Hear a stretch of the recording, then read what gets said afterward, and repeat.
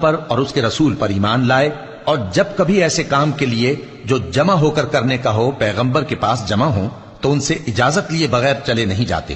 اے پیغمبر، جو لوگ تم سے اجازت حاصل کرتے ہیں وہی اللہ پر اور اس کے رسول پر ایمان رکھتے ہیں۔ سو جب یہ لوگ تم سے کسی کام کے لیے اجازت مانگا کریں تو ان میں سے جسے چاہا کرو اجازت دے دیا کرو،